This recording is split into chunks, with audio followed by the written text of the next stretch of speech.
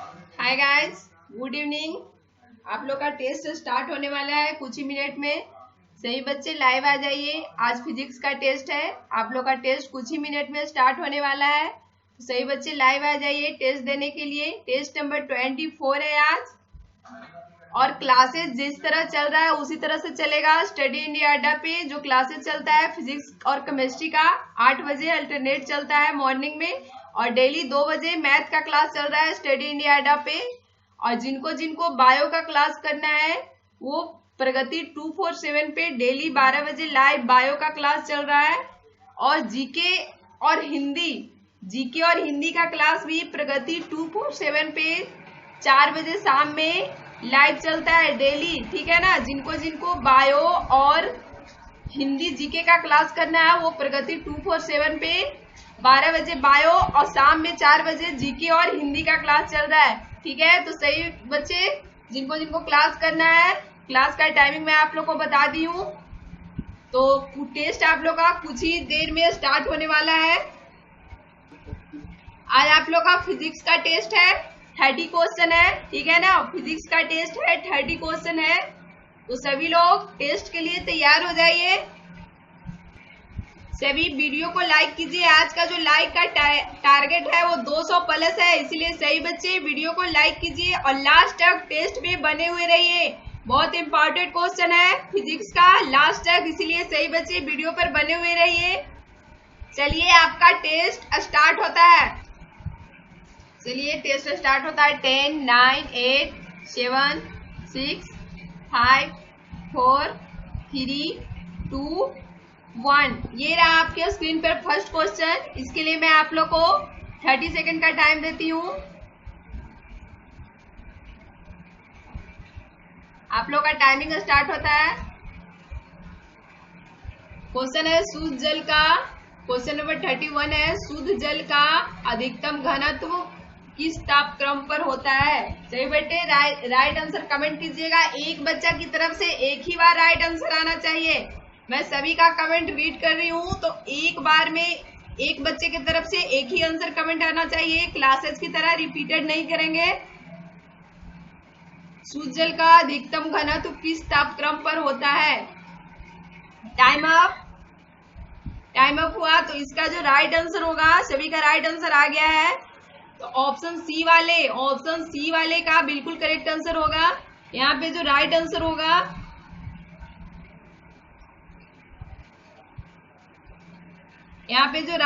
होगा, वो option C वाले का होगा, ठीक है। 4 डिग्री सेंटीग्रेड जो है यहाँ पे करेक्ट आंसर होगा। शुद्ध जल का जो अधिकतम घनत्व होता है वो 4 डिग्री सेंटीग्रेड तापक्रम पर होता है, ठीक है ना। शुद्ध जो पानी होता है वो रंगहीन गंधहीन होता है। शुद्ध पानी जो होता है वो रंगहीन गंधहीन होता है। पानी 100 डिग्री सेंटीग्रेड पर उबलने लगता है। पानी जो होता है वो 100 डिग्री सेंटीग्रेड पर उबलने लगता है। बर्फ का द्रवनांक एवं हिमांक जो होता है वो 0 डिग्री सेंटीग्रेड है। नेक्स्ट क्वेश्चन की ओर मूव कर रहे हैं। नेक्स्ट क्वेश्चन आपके स्क्रीन पर ये रहा।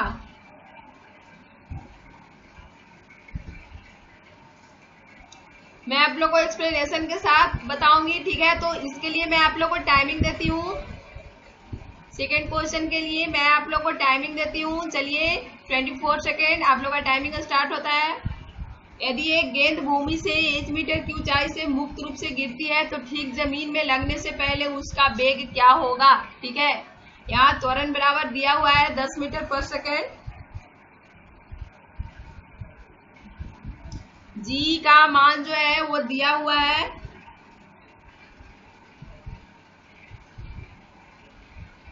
Time up. तो जिनका राइट आंसर ऑप्शन सी आ रहा है, सभी का ऑप्शन सी वाले का बिल्कुल करेक्ट आंसर है, ठीक है। इसका ये कैसे होगा ये मैं आप लोग को बताती हूँ, ठीक है। हम सभी जानते हैं कि जब एक गेंद जो है क्वेश्चन में कह रहा है यदि गेंद भूमि से 1 मीटर की ऊंचाई से मुक्त रूप से गिरती है, जब गेंद जो है वो मुक्त रूप से गिरेगी तो यहाँ पे प्रारंभिक वेग जो u बराबर हो जाएगा वो हो जाएगा 0, ठीक है। तो फॉर्मूला क्या है कि भी square equal to u square plus 2gh। ठीक है, तो इस पे कुछ नहीं करना है, बस पुट कर देना है। ठीक है, गति के तृतीय समीकरण जो है तो इसको पुट कर देना है। तो भी स्क्वायर u बराबर तो 0 हो गया, तो भी स्क्वायर बराबर हो जाएगा 2gh। ठीक है, तो यहाँ पे भी बराबर तो ये √2gh हो जाएगा। तो यहाँ पे कुछ नहीं करना है, मान पुटअप कर देना है। जब हम लोग मान पुट करेंगे तो 2 गुने 10 और गुने h हो जाएगा इक्वल टू हो जाएगा ये मीटर पर सेकेंड। ठीक है ना, तो यहाँ पे जो राइट आंसर है वो आंसर डी जो होगा यहाँ पे बिल्कुल करेक्ट आंसर होगा। ऑप्शन डी वाले का बिल्कुल करेक्ट आंसर है। ठीक है ना, ऑप्शन डी वाले का बिल्कुल करेक्ट आंसर होगा। ठीक है, ठीक है, सभी बच्चों को आ गया समझ में। नेक्स्ट क्वेश्चन की ओर मूव कर रहे हैं।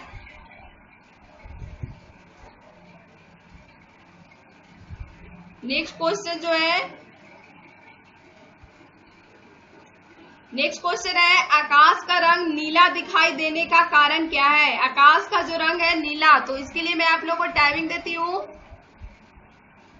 चलिए 20 सेकंड दी, आप लोग का टाइमिंग स्टार्ट हुआ। आकाश का रंग नीला दिखाई देने का कारण क्या है।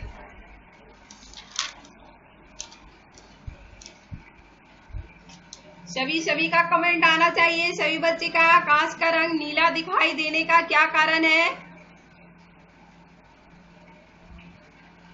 Time up, time up. तो इसका जो राइट आंसर होगा वो होगा प्रकाश का प्रकीर्णन। ऑप्शन बी वाले जो है, ऑप्शन बी जिनका आया है सभी का करेक्ट आंसर है, प्रकाश का प्रकीर्णन होगा। नीले रंग का प्रकीर्णन जो होता है वो सबसे ज्यादा होता है सूर्योदय एवं सूर्यास्त के समय। जब सूर्य की किरणें सर्वाधिक दूरी तय करती है तब प्रकाश का सबसे अधिक लाल रंग हमारे पास पहुंचता है। शेष रंगों का मार्ग में प्रकीर्णन हो जाता है और इसी कारण सूर्य जो हमें लाल दिखाई पड़ता है। सूर्य हमें लाल इसी कारण दिखाई पड़ता है। हवा के कणों द्वारा प्रकाश के प्रकीर्णन के परिणाम स्वरूप आकाश हमें नीला दिखाई देता है। आकाश हमें नीला क्यों दिखाई देता है, तो हवा के कणों द्वारा प्रकाश के प्रकीर्णन के परिणाम स्वरूप, ठीक है ना, आकाश जो है वो हमें नीला दिखाई देता है। अंतरिक्ष में जाके देखने पर आकाश का रंग जो है वो कैसा दिखाई देगा, तो काला दिखाई देता है। ठीक है, नेक्स्ट क्वेश्चन की ओर मूव कर रहे हैं।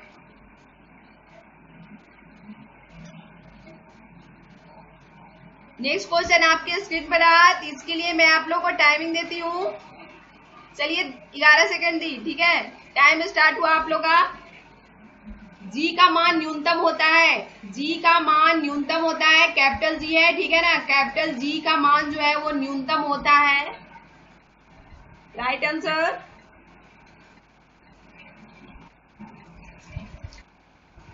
Time up, time up, time up. तो इसका जो राइट आंसर होगा वो होगा ऑप्शन ए। ऑप्शन ए वाले जो बच्चे हैं उनका बिल्कुल करेक्ट आंसर होगा। विषुवत रेखा पर पृथ्वी पर जी गुरुत्वाकर्षण का जो मान है वो सबसे कम विषुवत रेखा पर होता है। न्यूनतम का मतलब हो गया सबसे कम, ठीक है ना, तो सबसे कम विषुवत रेखा पर होता है।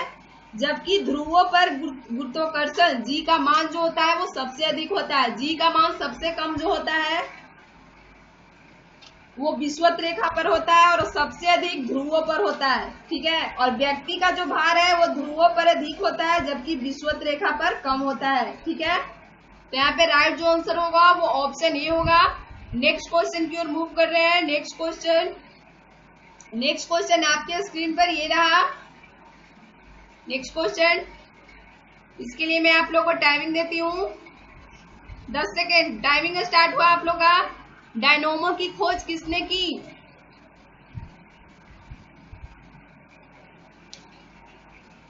डायनेमो की खोज किसने की। Time up, time up, time up. सभी बच्चे का कमेंट। डायनोमो की खोज किसने की, तो इसका जो राइट आंसर है वो होगा ऑप्शन डी। ऑप्शन डी वाले जो बच्चे हैं सभी का बिल्कुल करेक्ट आंसर है, ऑप्शन डी होगा। डायनेमो या विद्युत जनित्र की खोज जो है वो माइकल फैराडे ने की थी। डायनोमो या इसका दूसरा नाम है विद्युत जनित्र, इसकी खोज कौन किए थे, तो माइकल फैराडे ने किए थे। डायनेमो जो है यांत्रिक ऊर्जा को विद्युत ऊर्जा में परिवर्तित करता है। ठीक है। डायनेमो क्या करता है कि यांत्रिक ऊर्जा को विद्युत ऊर्जा में परिवर्तित कर देता है। इसका सिद्धांत जो है विद्युत चुंबकीय प्रेरणा पर आधारित है। डायनेमो का जो सिद्धांत है वो विद्युत चुंबकीय प्रेरणा पर आधारित है। नेक्स्ट क्वेश्चन,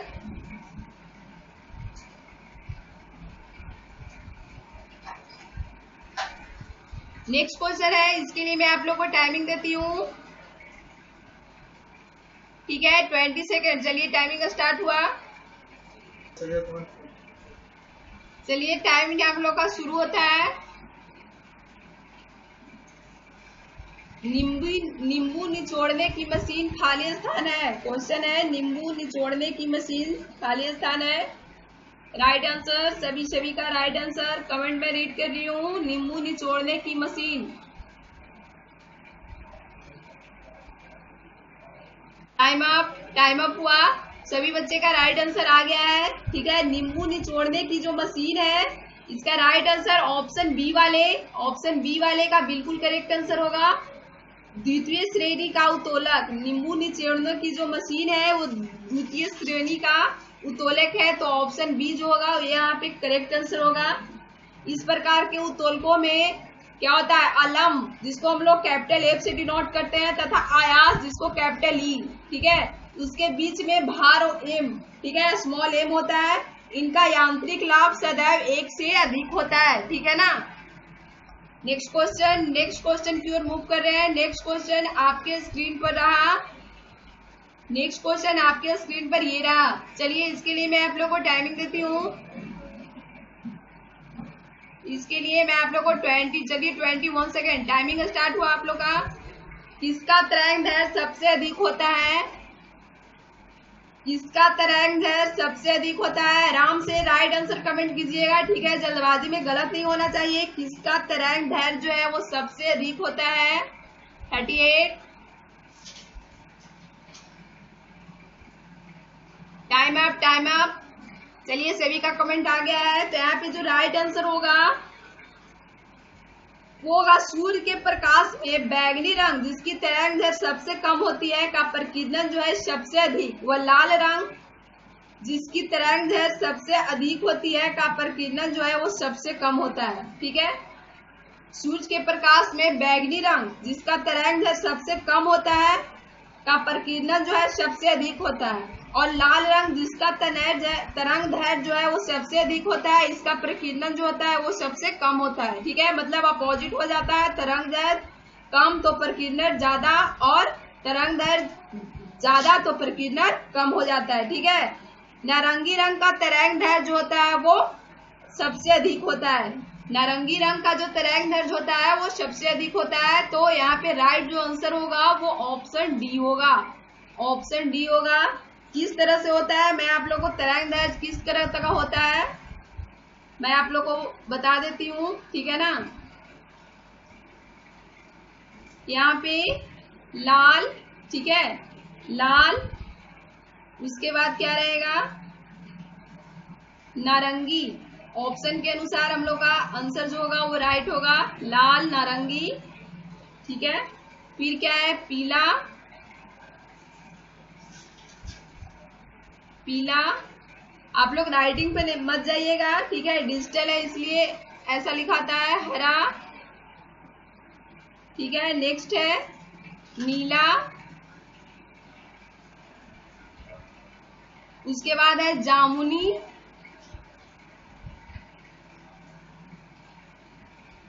ठीक है, जामुनी, और सबसे लास्ट में जो है वो क्या है, सबसे लास्ट में है वो है बैगनी। ठीक है, सबसे लास्ट में है वो बैगनी है। सभी लोग इसको एकदम रट लेना है, कंठस्थ कर लेना है। ठीक है ना, लाल, ठीक है, रट लेना है इसको, लाल, नारंगी, पीला, हरा, नीला, जामुनी, और उसके बाद बैगनी। ठीक है, सभी को समझ में आ रहा है। नेक्स्ट क्वेश्चन की ओर मूव कर रहे हैं।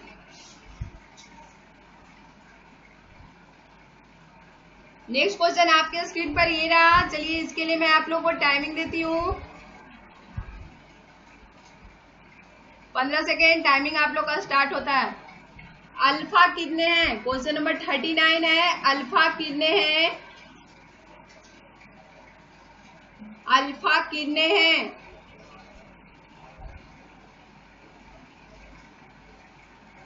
Time up, time up. सभी का कमेंट आ गया है। ठीक है, तो यहाँ पे जो राइट आंसर होगा वो ऑप्शन डी वाले, ऑप्शन डी वाले का बिल्कुल करेक्ट आंसर है, हीलियम के नाभिक। ऑप्शन डी वाले जो है उनका बिल्कुल करेक्ट आंसर होगा, हीलियम के नाभिक जो है यहाँ पे बिल्कुल करेक्ट आंसर है। वास्तव में अल्फा किरणें जो है हीलियम के नाभिक, ठीक है ना, हीलियम के नाभिक होते हैं जिसमें 2 प्रोटॉन तथा 2 न्यूट्रॉन होते हैं। सबसे अधिक आयनन क्षमता जो है वो अल्फा किरणों की होती है, ठीक है ना। सबसे अधिक आयनन क्षमता जो होती है वो अल्फा किरणों की होती है। हीलियम के नाभिक जो यहाँ पे इसका जो सूत्र हो जाता है वो इस तरह से हो जाता है, ठीक है।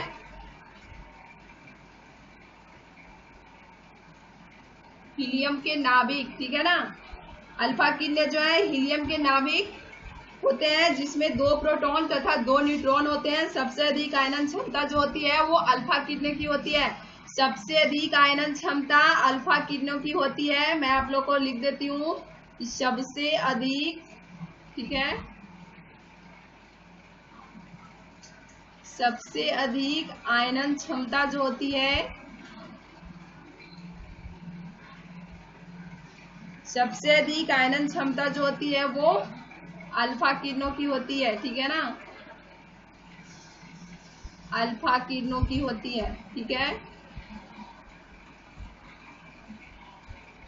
आप लोग राइटिंग पे मत जाइएगा, डिजिटल है, ठीक है ना। नेक्स्ट क्वेश्चन की ओर मूव करते हैं। नेक्स्ट क्वेश्चन है, क्वेश्चन नंबर 40 है, ठीक है। नेक्स्ट क्वेश्चन है, इसके लिए मैं आप लोग को टाइमिंग देती हूँ। चलिए 15 सेकंड की टाइमिंग आप लोग का स्टार्ट होता है। निम्नलिखित में से कौन सी राशि का मात्रक जूल नहीं है? क्वेश्चन बोल रहा है कि कौन सी जो राशि है उसका मात्रक जो है वो जूल नहीं है, जूल नहीं है बोल रहा है, ठीक है। क्वेश्चन को ध्यान से पढ़ेंगे। Time up, time up, time up हुआ। इसका जो राइट आंसर होगा वो होगा ऑप्शन डी। ऑप्शन डी जो होगा वो करेक्ट आंसर होगा, ठीक है। कार्य करने की दर, शक्ति या सामर्थ। कार्य करने की दर को हम लोग क्या बोलते हैं? शक्ति, पावर या सामर्थ्य, तीनों एक ही चीज है, ठीक है ना। इंग्लिश में हम लोग पावर बोलते हैं, हिंदी में शक्ति, सामर्थ्य, कार्य करने की दर को बोलते हैं, ठीक है। यदि कोई t समय में w कार्य करे तो क्या हो जाता है? p बराबर क्या हो जाता है? p इक्वल टू हो जाता है w/t, ठीक है। तो यहाँ W जो हो गया वो क्या हो गया? कार्य हो गया। W क्या हो गया? कार्य हो गया। T जो है वो क्या हो गया? सभी को पता है T जो है वो समय हो गया, ठीक है। तो इसका जो एसआई मात्रक होता है शक्ति का जो एसआई मात्रक होता है वो क्या होता है? अशोक शक्ति है, ठीक है। शक्ति का एसआई मात्रक जो है, मैं लिख देती हूँ, शक्ति का एसआई मात्रक जो है वो क्या है? अशोक शक्ति है। शक्ति का एसआई मात्रक जो है वो अशोक शक्ति है, ठीक है, अश्व शक्ति है, ठीक है ना। 1 HP, अशोक शक्ति को हम लोग HP भी बोलते हैं, ठीक है। इसको हम लोग क्या बोलते हैं? HP, ठीक है। तो 1 HP बराबर क्या होता है? 1 HP बराबर क्या हो जाएगा? 1 HP इक्वल टू होता है 1, ठीक है। 1 HP इक्वल टू होता है 746 वाट, ठीक है। 1 HP इक्वल टू, ठीक है। तो यहाँ पे जूल कार्य तथा ऊष्मा के मात्रक क्या है? जूल है, ठीक है। जबकि समर्थ का मात्रक जो है वो जूल नहीं है, ठीक है। नेक्स्ट क्वेश्चन की ओर मूव करते हैं। नेक्स्ट क्वेश्चन है 42। निम्नलिखित में से शक्ति का मात्रक कौन सा है? शक्ति का मात्रक कौन सा है ये बताना है। 42 शक्ति का मात्रक पूछ रहा है, शक्ति का मात्रक कौन सा है। इसके लिए मैं आप लोग को टाइमिंग दे रही हूँ 10 सेकेंड। चलिए 11 सेकेंड ही टाइमिंग स्टार्ट हुआ आप लोग का। शक्ति का मात्रक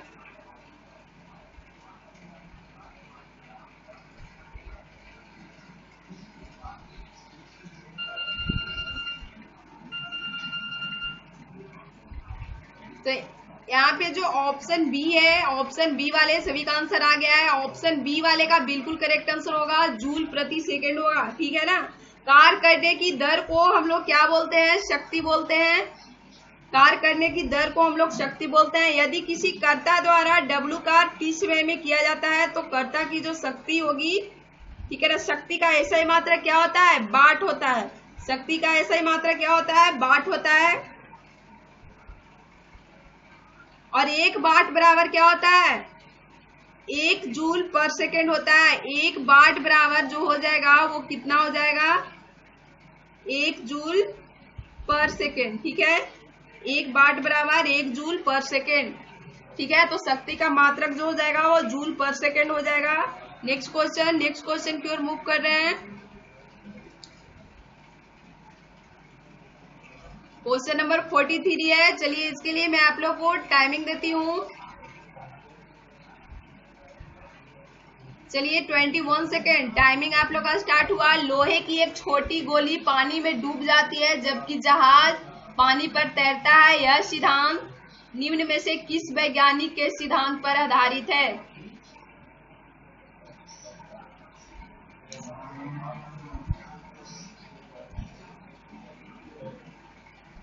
टाइम अप सभी का कमेंट आ गया है। टाइम अप हुआ। ठीक है, अब सभी लोग स्क्रीन पे देखेंगे।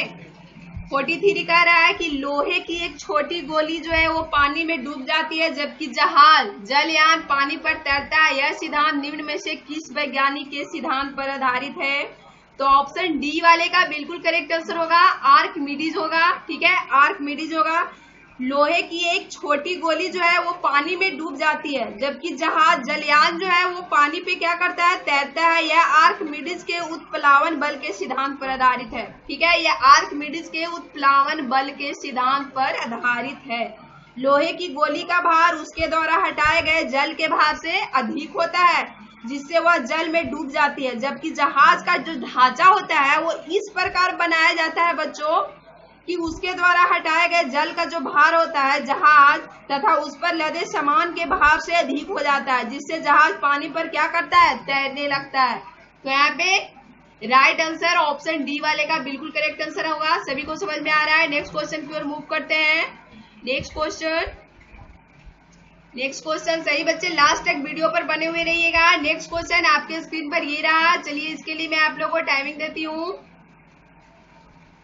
चलिए 27 सेकंड का टाइम दी। टाइमिंग आप लोग का स्टार्ट होता है। इसमें कोई फर्क नहीं पड़ता कि आप दर्पण से कितनी दूरी पर खड़े हैं, आपका प्रतिबिंब सीधा दिखाई पड़ता है या कौन सा दर्पण हो सकता है। ठीक है,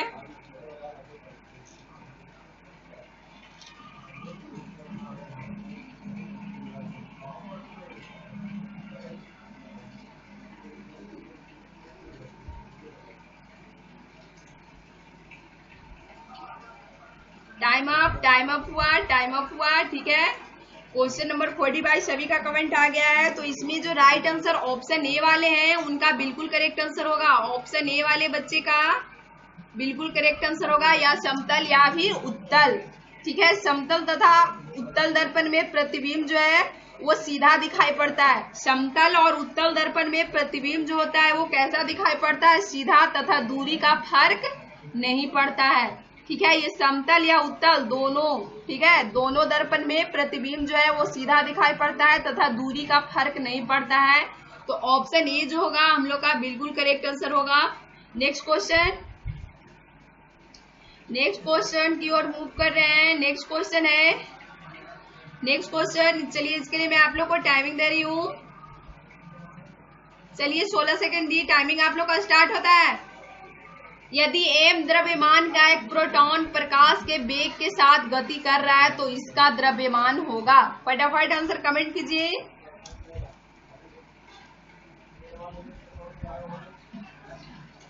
टाइम अप टाइम अप। ठीक है, सभी लोग स्क्रीन पर देखेंगे क्वेश्चन क्या कह रहा है।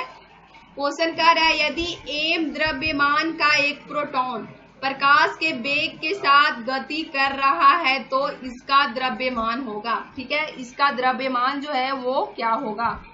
तो किसी पिंड या कण का द्रव्यमान जो है सभी स्थितियों में समान होता है। ठीक है, केवल भार जो है वो बदलता है। किसी पिंड या कण का द्रव्यमान जो होता है वो सभी स्थितियों में कैसा होता है, समान होता है, केवल भार बदलता है। अतः प्रोटॉन का जो द्रव्यमान होगा वो कैसा होगा, अपरिवर्तित होगा। ठीक है, तो यहाँ पे ऑप्शन ए वाले बच्चे का बिल्कुल करेक्ट आंसर है। ठीक है, ऑप्शन ए जो होगा वो बिल्कुल करेक्ट आंसर है। ठीक है, नेक्स्ट क्वेश्चन की ओर मूव कर रहे हैं। नेक्स्ट क्वेश्चन आपके स्क्रीन पर ये रहा। ठीक है, चलिए इसके लिए मैं आप लोग को 12 सेकंड का टाइम देती हूँ। टाइमिंग आप लोग का स्टार्ट होता है। कण बोसोन नाम का संबंध किस नाम से है।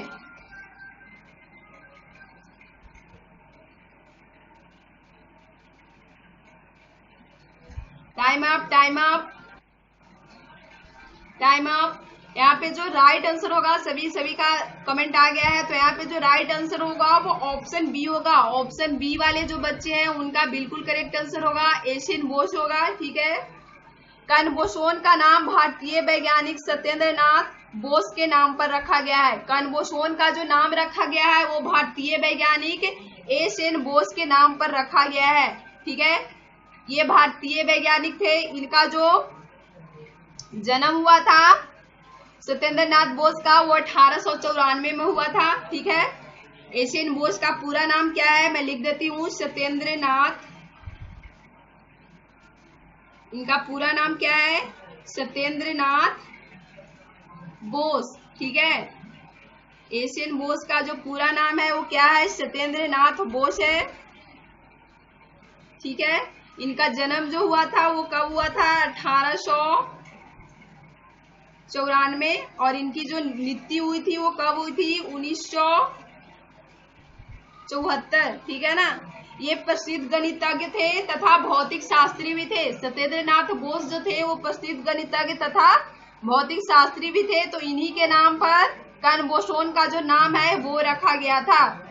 ठीक है, नेक्स्ट क्वेश्चन है।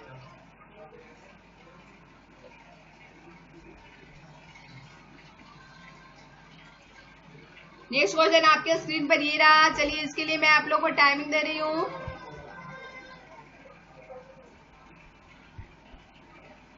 Twenty second. चलिए टाइमिंग आप लोग का स्टार्ट होता है। रेटिना पर नेत्र द्वारा निर्मित प्रतिबिंब होता है। रेटिना पर नेत्र द्वारा निर्मित प्रतिबिंब होता है।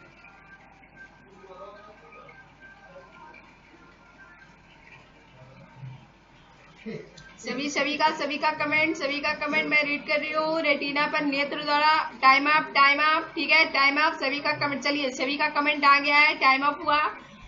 अब जिन बच्चों का ऑप्शन ए है उनका बिल्कुल करेक्ट आंसर होगा। ठीक है, ऑप्शन ए वाले जो है उनका करेक्ट आंसर है वास्तविक, उल्टा और छोटा। रेटिना पर नेत्र द्वारा निर्मित प्रतिबिंब जो होता है वास्तविक, उल्टा तथा छोटा बनता है। ठीक है, तो ऑप्शन ए वाले बच्चे का बिल्कुल करेक्ट आंसर है। ठीक है, नेक्स्ट क्वेश्चन की ओर मूव कर रहे हैं।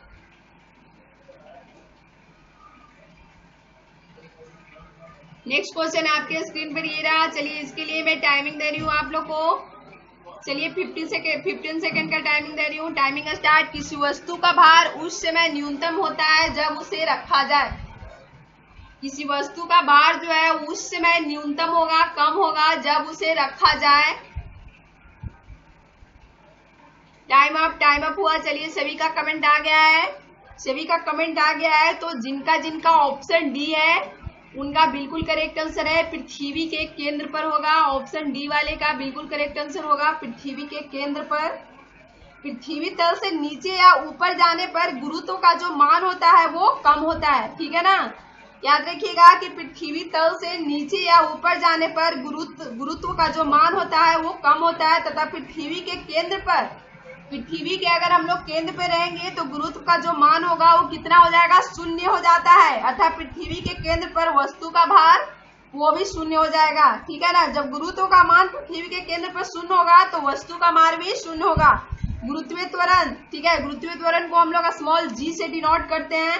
इसका मान विषुवत रेखा पर न्यूनतम तथा ध्रुवों पर अधिकतम होता है, ठीक है। विषुवत रेखा पर न्यूनतम और ध्रुवों पर अधिकतम होता है, ठीक है। किसी को कोई दिक्कत? नेक्स्ट क्वेश्चन की ओर मूव कर रहे हैं।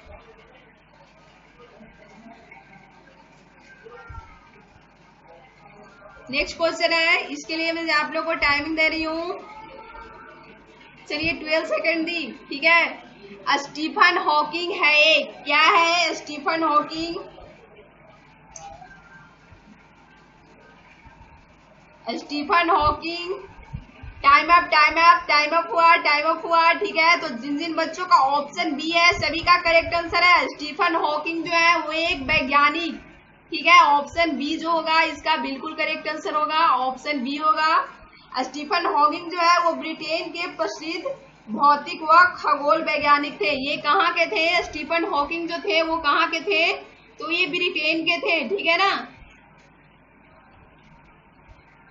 ये कहाँ के थे? तो ये जो थे वो ब्रिटेन के थे, ठीक है। स्टीफन हॉकिंग जो है वो कहाँ के हैं? ब्रिटेन के हैं। ये प्रसिद्ध भौतिक व खगोल वैज्ञानिक थे। इनका ब्लैक होल और बिग बैंग थ्योरी को समझने में महत्वपूर्ण भूमिका निभाने के लिए अमेरिका का सर्वोच्च नागरिक सम्मान दिया गया है। इन्होंने ही ब्लैक होल और बिग बैंग थ्योरी को समझने में महत्वपूर्ण भूमिका निभाने के लिए अमेरिका का सर्वोच्च नागरिक सम्मान दिया गया। किनको? स्टीफन हॉकिंग को, ठीक है। इनकी प्रसिद्ध पुस्तक कौन सी है? A brief history of time है। इनकी जो प्रसिद्ध पुस्तक है वो कौन है? A brief history of time, ठीक है। नेक्स्ट क्वेश्चन की ओर मूव करते हैं।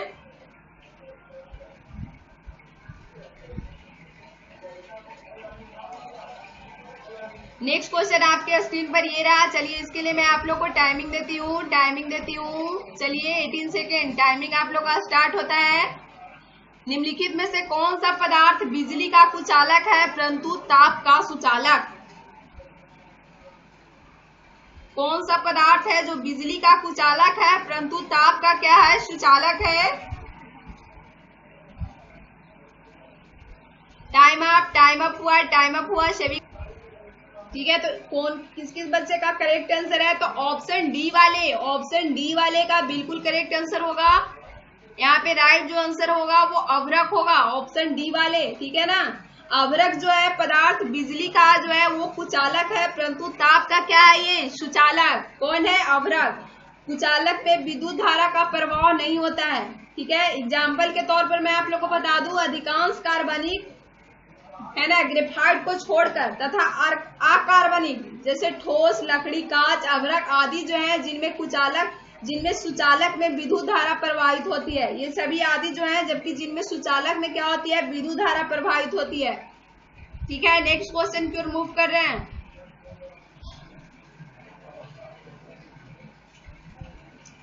पास्कल इकाई है क्वेश्चन नंबर 52। चलिए इसके लिए मैं आप लोग को टाइमिंग देती हूँ 10 सेकेंड, ठीक है। स्टार्ट। पास्कल इकाई है।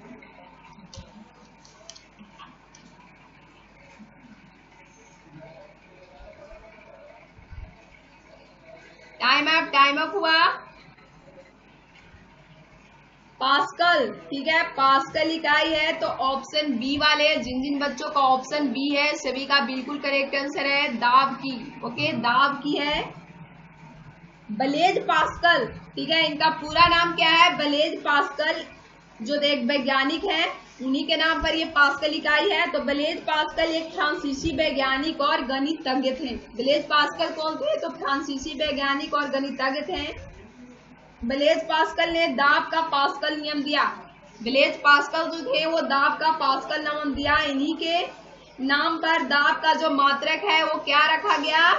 पास्कल रखा गया। किनके नाम पर? Blaise Pascal. वैज्ञानिक का नाम क्या था? Blaise Pascal. इन्हीं के नाम पर दाब का मात्रक जो है वो पास्कल रखा गया। ये फ्रांसीसी वैज्ञानिक और गणितज्ञ थे। ब्लेज पास्कल जो थे वो फ्रांसीसी थे, फ्रांस के थे, वैज्ञानिक भी थे और गणितज्ञ भी थे, ठीक है। नेक्स्ट क्वेश्चन की ओर मूव कर रहे हैं।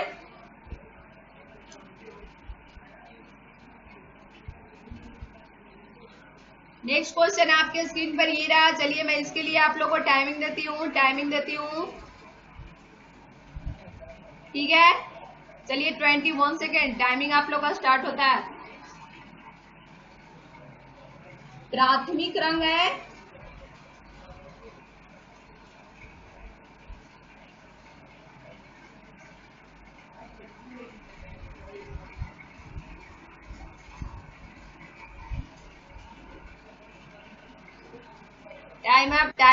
टाइम अप हुआ।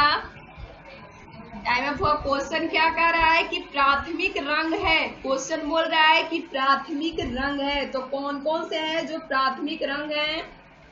तो ऑप्शन डी वाले का बिल्कुल करेक्ट आंसर होगा। ये तीनों जो है वो प्राथमिक रंग है। वे रंग जो किसी अन्य रंग के संयोग से नहीं बने होते हैं उन्हें हम लोग प्राथमिक रंग कहते हैं। प्राथमिक रंग किन्हें कहते हैं? सभी लोग ध्यान से सुनिए, प्राथमिक रंग किन्हें कहते हैं? वे रंग जो किसी अन्य रंग के संयोग से नहीं बने होते हैं उन्हें हम लोग प्राथमिक रंग कहते हैं। प्रकृति में 3 प्राथमिक रंग हैं। ठीक है, प्रकृति में 3 प्राथमिक रंग पाए जाते हैं। कौन कौन से हैं? नीला, हरा, लाल। ये तीनों जो है वो किसी अन्य रंग के संयोग से नहीं बने होते हैं। तो यहाँ पे जो राइट आंसर होगा वो उपयुक्त सभी होगा। उपरोक्त सभी मतलब ऑप्शन डी जो होगा वो बिल्कुल करेक्ट आंसर यहाँ पे होगा। ठीक है, ऑप्शन डी बिल्कुल करेक्ट आंसर होगा। नेक्स्ट क्वेश्चन की ओर मूव कर रहे हैं।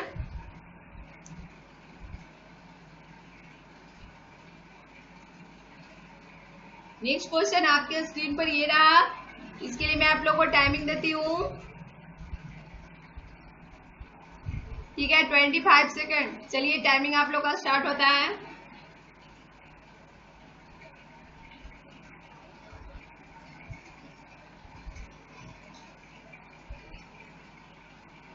फटाफट सभी का आंसर आना चाहिए। फटाफट आंसर कमेंट कीजिए।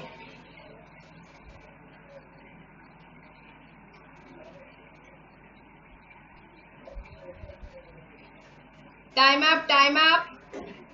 ठीक है, क्वेश्चन क्या कर रहा है? क्वेश्चन को पहले ध्यान से देखिए। क्या कर रहा है? मोटर गाड़ियों में साइड की वस्तुओं को देखने के लिए प्रयुक्त दर्पण होता है। मोटर गाड़ी में साइड की वस्तुओं को जो देखने के लिए दर्पण होता है वो कौन सा दर्पण होता है उसका नाम बताना है। ठीक है, तो यहाँ पे ऑप्शन ए वाले का बिल्कुल करेक्ट आंसर होगा। ऑप्शन ए वाले उत्तल दर्पण जो है इसका बिल्कुल करेक्ट आंसर होगा।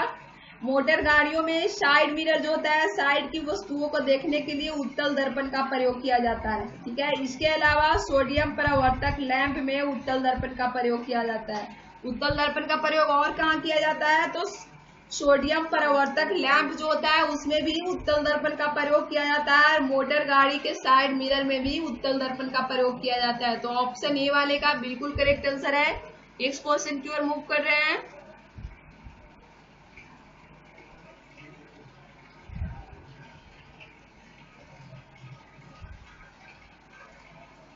नेक्स्ट क्वेश्चन है। चलिए मैं इसके लिए आप लोगों को टाइमिंग दे रही हूँ। चलिए 20 सेकेंड 21 सेकेंड। डायनेमो ऊर्जा परिवर्तित करता है।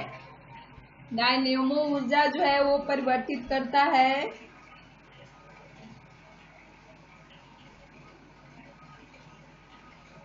इसी तरह के क्वेश्चन एग्जाम में पूछे जाएंगे, इसलिए आप लोग लास्ट तक वीडियो पर बने हुए रहिएगा। कोई भी टेस्ट छोड़ के मत जाइएगा। टाइम अप हुआ। तो क्वेश्चन कर रहा है डायनेमो ऊर्जा जो है वो परिवर्तित करता है। यहाँ पे जिनका ऑप्शन सी है यांत्रिक को वैद्युत में, ऑप्शन सी वाले जो बच्चे हैं उनका बिल्कुल करेक्ट आंसर है। ठीक है, बिल्कुल करेक्ट आंसर होगा। डायनेमो जो है एक वैज्ञानिक उपकरण है। डायनेमो क्या है? एक वैज्ञानिक उपकरण है जो यांत्रिक ऊर्जा को विद्युत ऊर्जा में बदलता है। ठीक है, यह क्या करता है कि यांत्रिक ऊर्जा को विद्युत ऊर्जा में बदलता है। इसका आविष्कार जो किए थे वो माइकल फैराडे ने किया था। इसका आविष्कार कौन किए थे? तो माइकल फैराडे। ठीक है, मैं लिख देती हूँ। आविष्कार जो किए थे उनका नाम क्या है? तो माइकल फैराडे। ठीक है, माइकल फैराडे वैद्युत ऊर्जा को यांत्रिक ऊर्जा में बदलने का जो कार्य है वो विद्युत मोटर करता है। यांत्रिक ऊर्जा को वैद्युत ऊर्जा में डायनोमो और वैद्युत ऊर्जा को यांत्रिक ऊर्जा में विद्युत मोटर। ठीक है, यहाँ पे ऑप्शन सी का बिल्कुल करेक्ट आंसर होगा। ठीक है, ऑप्शन सी वाले। नेक्स्ट क्वेश्चन की ओर मूव कर रहे हैं। नेक्स्ट क्वेश्चन आपके स्क्रीन पर ये रहा। चलिए मैं इसके लिए आप लोगों को टाइमिंग देती हूँ, 21 सेकेंड। चलिए दी टाइमिंग आप लोगों को स्टार्ट।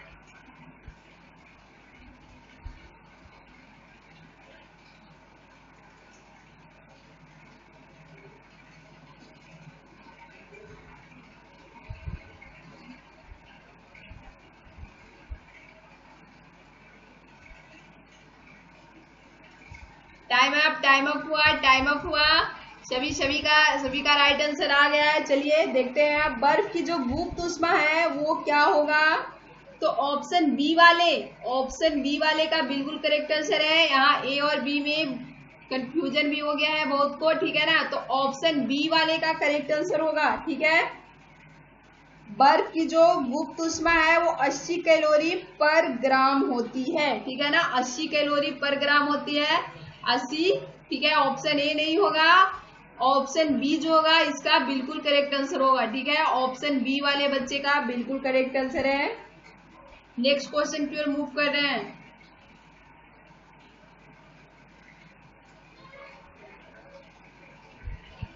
नेक्स्ट क्वेश्चन, चलिए आपके स्क्रीन पर नेक्स्ट क्वेश्चन आ गया। इसके लिए मैं आप लोग को टाइमिंग दे रही हूँ।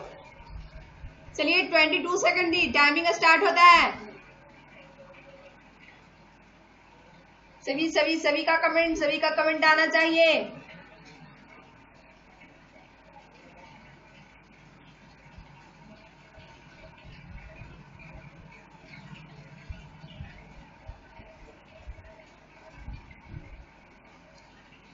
टाइम अप हुआ। ठीक है, टाइम अप हुआ। सभी का कमेंट आ गया है। तो यहाँ पे जिनका ऑप्शन ए है सभी का बिल्कुल करेक्ट आंसर है। ऑप्शन ए वाले का करेक्ट आंसर होगा। ठीक है, किसी स्थान की आर्द्रता जानने के लिए निम्न में से किसका उपयोग किया जाता है। तो किसी स्थान की आर्द्रता जानने के लिए हाइग्रोमीटर का उपयोग किया जाता है। ठीक है, किसका? हाइग्रोमीटर। बी में जो दिया है पायरोमीटर। ठीक है, तो पायरोमीटर जो है, यहाँ पे जो पायरोमीटर है, तो पायरोमीटर सतह का तापमान मापन तथा हाइड्रोमीटर द्वारा द्रवों का अपेक्षिक घनत्व मापा जाता है। ठीक है, ये पायरोमीटर है। पेरिस्कोप, ठीक है, पेरिस्कोप जो है वो उसका क्या काम है, तो पनडुब्बियों में उपयोग होने वाला उपकरण है जिसकी सहायता से पानी में डूबे हुए पानी की सतह पर किसी वस्तु को देखा जाता है। पानी में डूबे हुए भी और पानी की सतह पर किसी वस्तु को देखा जाता है। पनडुब्बियों में उपयोग होने वाला उपकरण है। ठीक है, ये पेरिस्कोप है। ठीक है, पेरिस्कोप जो है इसका देखा जाता है। इसके द्वारा प्रेक्षक छिपाकर भी अपने चारों ओर के वातावरण को देख सकता है। इसके द्वारा जो है छिपाकर भी हम लोग देखने वाले जो है वो छिपा कर भी अपने चारों ओर के वातावरण को क्या करता है, देख सकता है। तो आर्द्रता जानने के लिए जो राइट आंसर होगा वो क्या होगा, हाइग्रोमीटर होगा। ठीक है, हाइग्रोमीटर। नेक्स्ट क्वेश्चन की ओर मूव कर रहे हैं।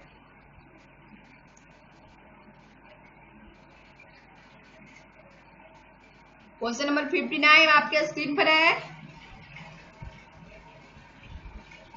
चलिए 21 सेकंड का टाइमिंग दे रही हूँ। टाइमिंग आप लोग का स्टार्ट होता है।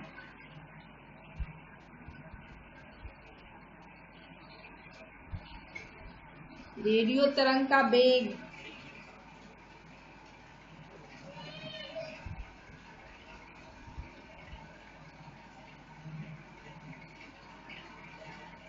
टाइम अप हुआ।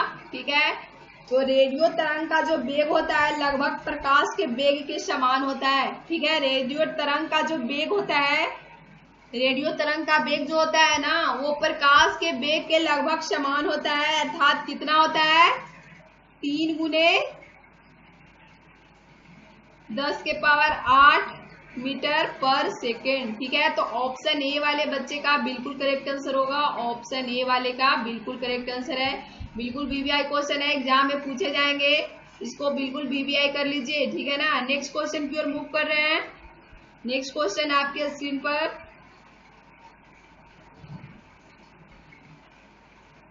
नेक्स्ट क्वेश्चन आपके स्क्रीन पर चलिए आ गया है। इसके लिए मैं आप लोग को टाइमिंग दे रही हूँ।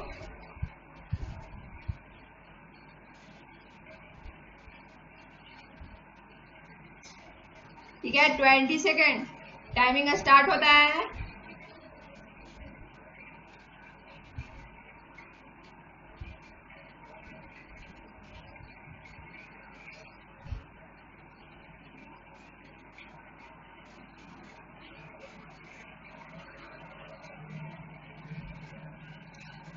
टाइम अप हुआ। ठीक है, सभी का कमेंट आ गया है, सभी का राइट आंसर आ चुका है। चलिए अब देखिए 61 नंबर क्वेश्चन कर रहा है कि टेप रिकॉर्डर में टेप की चाल जो होती है वो कितनी होती है। ठीक है, तो यहाँ पे जो राइट आंसर होगा, टेप रिकॉर्डर में टेप की जो चाल होती है वो 4.76 सेंटीमीटर पर सेकेंड होती है। मतलब ऑप्शन डी वाले का बिल्कुल करेक्ट आंसर है। ऑप्शन डी वाले सभी का बिल्कुल करेक्ट आंसर है, सभी का करेक्ट आंसर है। टेप रिकॉर्डर में टेप की जो चाल होती है वो 4.76 सेंटीमीटर पर सेकेंड होती है। ठीक है, नेक्स्ट क्वेश्चन की ओर चलिए मूव करते हैं। नेक्स्ट क्वेश्चन आपके स्क्रीन पर ये रहा। नेक्स्ट क्वेश्चन आपके स्क्रीन पे ये रहा। चलिए मैं आप लोग को इसके लिए टाइमिंग दे रही हूँ। चलिए 21 सेकेंड टाइमिंग स्टार्ट।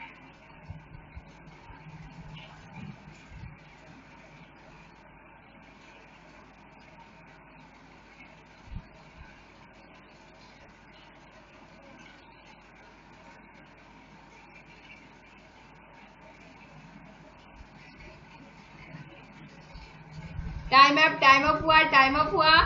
ठीक है, क्वेश्चन कह रहा है, क्वेश्चन नंबर 63 है। क्या कह रहा है कि ऑक्सीजन का क्रांतिक ताप जो है वो कितना है। ऑक्सीजन का क्रांतिक ताप जो है वो कितना है, क्वेश्चन कर रहा है। तो ये सब जो है आपको याद करना पड़ेगा। ठीक है ना, बिल्कुल इसको याद करना पड़ेगा और एग्जाम में इसी तरह के क्वेश्चन पूछे जाएंगे, इसीलिए सभी को याद कर लेना है अगर एग्जाम में अच्छा स्कोर करना है तो ऑक्सीजन का क्रांतिक ताप जो पूछ रहा है, तो इसमें ऑप्शन डी वाले का बिल्कुल करेक्ट आंसर होगा। ठीक है, ऑप्शन डी वाले बच्चे का बिल्कुल करेक्ट आंसर है। ठीक है, ऑक्सीजन का क्रांतिक ताप जो होता है वो 118.8 डिग्री सेंटीग्रेड होता है। क्रांतिक ताप जो है वह अवस्था है जिसके नीचे गैसों को दाब द्वारा द्रव में नहीं बदला जा सकता है। ठीक है, क्रांतिक ताप किसे कहते हैं, तो यह वह अवस्था है जिसके नीचे गैसों को दाब द्वारा द्रव में नहीं बदला जा सकता है। तो ऑक्सीजन का क्रांतिक ताप जो होगा वो कितना होगा, 118.8 डिग्री सेंटीग्रेड होगा। ठीक है, नेक्स्ट क्वेश्चन की ओर मूव कर रहे हैं।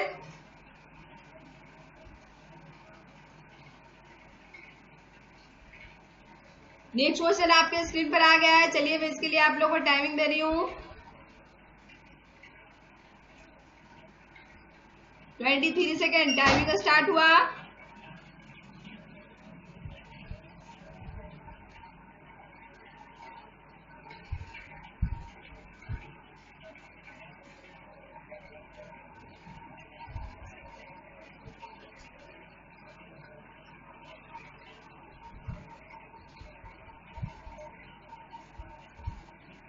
Time up. चलिए सभी का कमेंट आ गया है। ठीक है, सभी बच्चे अब स्क्रीन पर देखेंगे। चुंबकीय प्रेरण का एसआई मात्रक क्या है, क्वेश्चन पूछ रहा है कि चुंबकीय प्रेरण का एसआई मात्रक पूछ रहा है। ठीक है ना, तो ऑप्शन बी वाले का बिल्कुल करेक्ट आंसर है। ऑप्शन बी वाले जो है उनका बिल्कुल करेक्ट आंसर है, टेस्ला है। चुंबकीय प्रेरण का एसआई मात्रक जो है वो क्या है, टेस्ला है। ठीक है, टेस्ला।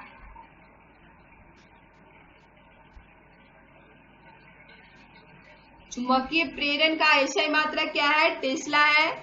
ज्योति तीव्रता का एसआई मात्रक क्या है, कैंडेला है। कैंडेला किसका है, तो ज्योति तीव्रता का है। ये किसका है, कैंडेला, तो ज्योति तीव्रता। ठीक है, मैं लिख देती हूँ, ये किसका है, तो ज्योति तीव्रता। ठीक है, कैंडेला क्या है, तो ज्योति तीव्रता का है।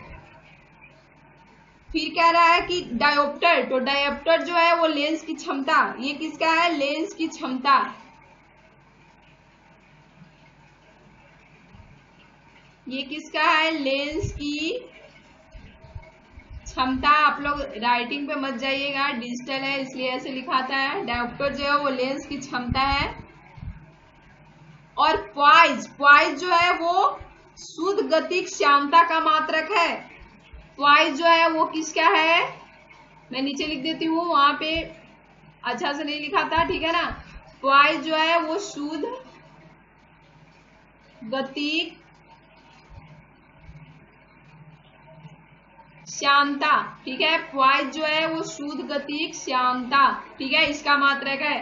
तो 64 नंबर क्वेश्चन का जो राइट आंसर होगा वो राइट आंसर होगा ऑप्शन बी। ऑप्शन बी वाले का बिल्कुल करेक्ट आंसर है। चुंबकीय प्रेरण का एसआई मात्रा क्या है, तो टेस्ला है, ठीक है। ऑप्शन बी यहाँ पे करेक्ट आंसर होगा, ठीक है। सभी को समझ में आ रहा है। नेक्स्ट क्वेश्चन की ओर मूव कर रहे हैं।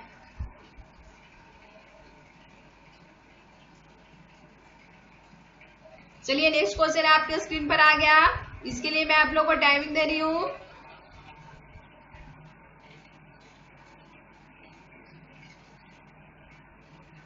चलिए 25 सेकेंड टाइमिंग आप लोग का स्टार्ट होता है।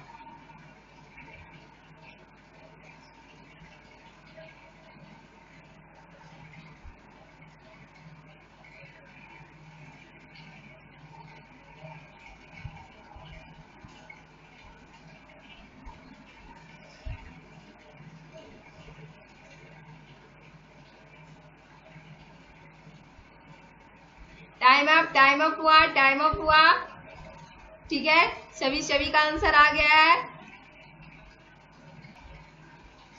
ठीक है। तो इसका जो राइट आंसर होगा, किसी व्यक्ति का पूरा प्रतिबिंब देखने के लिए एक समतल दर्पण की न्यूनतम ऊंचाई होती है, ठीक है।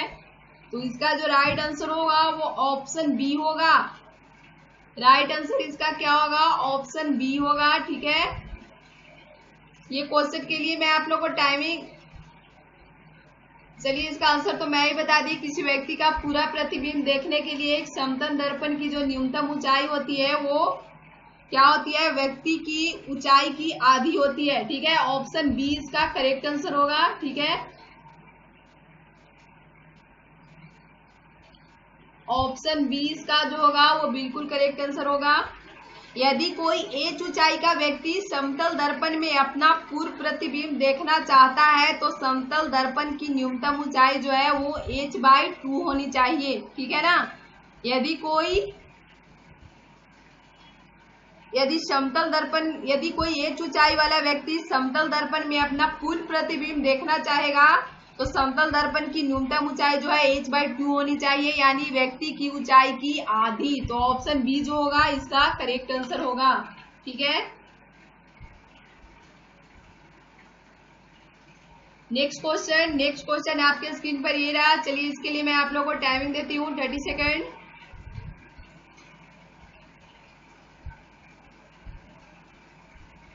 टाइमिंग आप लोग का स्टार्ट होता है।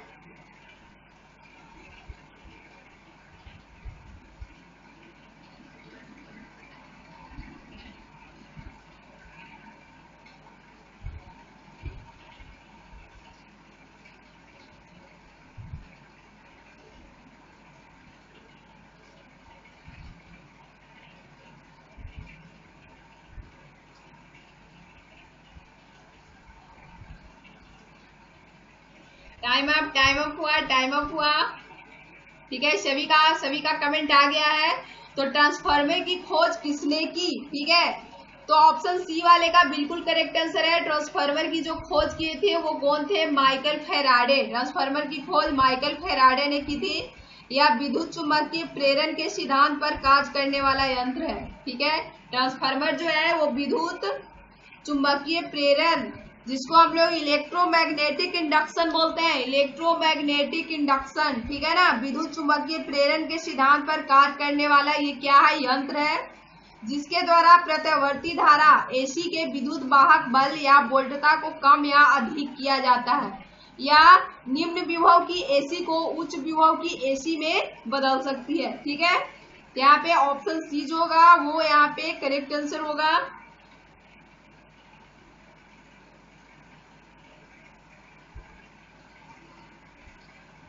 तो टेस्ट आप लोग का फिनिश्ड हो गया, समाप्त हो गया।